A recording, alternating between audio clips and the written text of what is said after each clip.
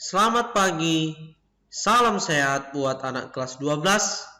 Bagaimana kabar kalian anak kelas 12? Bapak harap kabarnya baik dan sehat selalu. Kembali lagi dengan Bapak Josman Saragi dalam pembelajaran agama Katolik. Pada pagi hari ini kita akan memasuki pembelajaran kita yang ke-11, pertemuan kita yang ke-11, dengan judul materi tentang hukuman mati. Pertama sekali kita harus mengetahui pengertian dari hukuman mati. Hukuman mati adalah suatu hukuman atau vonis yang dijatuhkan pengadilan atau tanpa pengadilan sebagai bentuk hukuman terberat yang dijatuhkan atas seseorang akibat perbuatannya. Pada tahun 2005, setidaknya 2.148 orang dieksekusi di 22 negara, termasuk Indonesia. Dari data tersebut, 94% praktik hukuman mati hanya dilakukan di beberapa negara. Misalnya di negara Iran, Tiongkok, atau Cina, maupun di Arab Saudi dan Amerika Serikat. Umumnya, hukuman mati ini tergolong pada kasus-kasus berat atau kasus-kasus kelas kakap, misalkan bandar narkoba. Kemudian pembunuhan dalam tindakan yang sudah tidak bisa diampuni seperti itu, yang sudah kelewatan sekali. Begitulah umumnya contoh kasus dalam hukuman mati. Kita lanjut. Adapun dalam hukuman mati memiliki jenis-jenis juga, jenis-jenis hukuman mati. Ada 7. Yang pertama, hukuman tembak, di mana metode tembak dalam mengeksekusi terpidana mati merupakan cara yang paling populer dilakukan oleh otoritas hukum di beberapa negara. Dan jenis yang kedua, suntik mati, dengan cara disuntik. Itulah jenis yang kedua ini dalam hukuman mati. Yang ketiga, hukuman gantung, atau disebutlah ini dengan digantungkanlah yang mau dieksekusi itu. Itulah yang dimaksud di sini hukuman gantung. Yang keempat, rajam atau dipotong-potong. Itulah rajam. Itulah jenis hukuman mati yang keempat ini. Yang kelima, kursi listrik. Kalau dikatakan kursi listrik, yang terpidana itu, orang yang mau dihukum mati itu duduk di kursi listrik. Di mana listrik ini sudah dipenuhi ratusan ribu volt, mungkin jutaan ribu volt juga listrik. Sehingga jika terpidana itu menduduki kursi listrik itu dengan listrumnya, maka perlahan dia akan mati. Dan yang keenam, hukuman pancung atau kepala dipenggal. Itulah jenis hukuman mati yang keenam ini. Dan yang terakhir, jenis hukuman mati yang terakhir ini, yang ketujuh, pembakaran. Kalau dikatakan pembakaran, udah jelas terpidana itu dibakar hidup-hidup. Sampai dia mati, sampai gosong, sampai tinggal debuhnya. Itu jenis-jenis hukuman mati ya. Kita lanjut.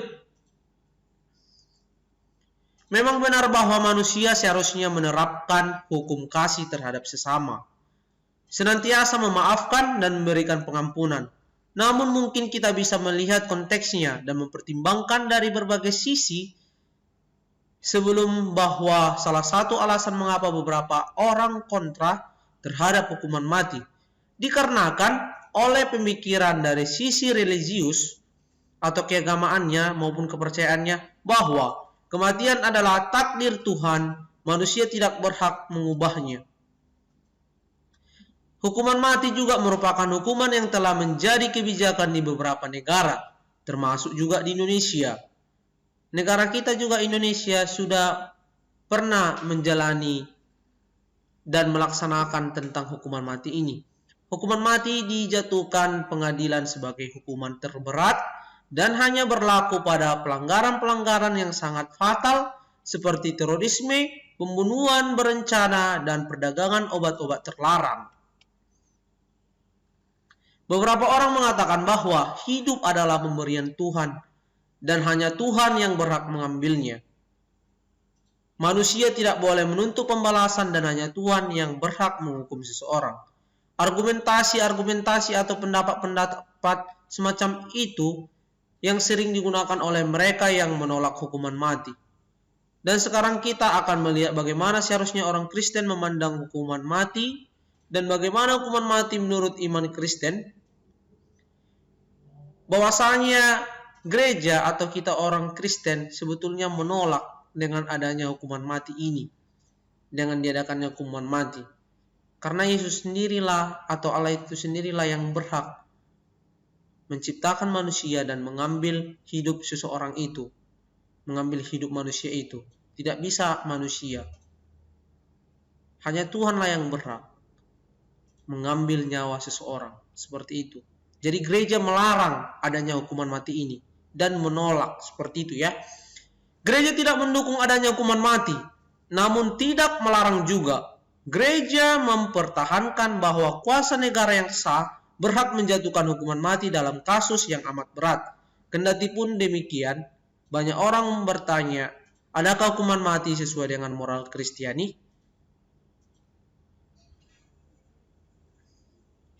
Kita lanjut. Dewasa ini, hampir semua negara di dunia ditolak hukuman mati. Mengapa? Karena mencabut kehidupan manusia adalah hak Allah itu sendiri.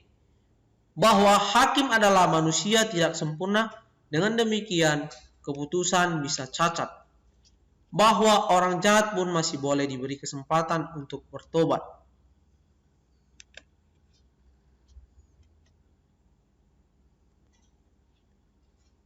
Kata Alkitab mengenai hukuman mati. Di dalam Alkitab beberapa perkara yang disentuh berkaitan dengan perkara ini dan peraturan yang diputuskan adalah hukuman mati. Antaranya adalah misalkan membunuh.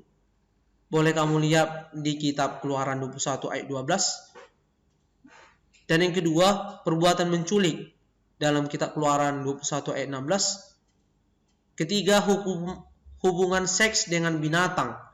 Bisa kamu lihat di Keluaran 22 ayat 19. Dan yang keempat, berzina. Bisa kamu lihat di kitab Imamat 20 ayat 10.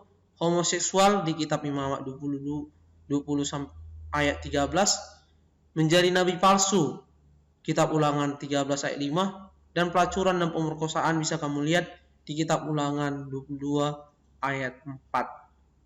Ini semua bisa kamu temukan di kitab suci. Jadi bacalah dan temukanlah ayat demikian tentang perkataan Alkitab dalam beberapa perkara yang berkaitan dengan hukuman mati. Baik, materi pembelajaran kita sudah selesai. Untuk tugas anak kelas 12 ada 3. Yang pertama, jelaskan dan terangkanlah tentang hukuman mati menurut kamu, berikan pendapat kamu. Yang kedua, jelaskanlah pandangan gereja tentang hukuman mati dan berikan pendapat kamu sendiri. Dan yang terakhir, ketiga, jelaskanlah mengapa gereja melarang hukuman mati terjadi hingga saat ini. Berikan pendapatmu. Sekian dan terima kasih. Tetap semangat dalam pembelajaran agama Katolik. Selamat pagi, selamat beraktivitas. Tuhan Yesus memberkati. Saya Bapak Josman Saragi.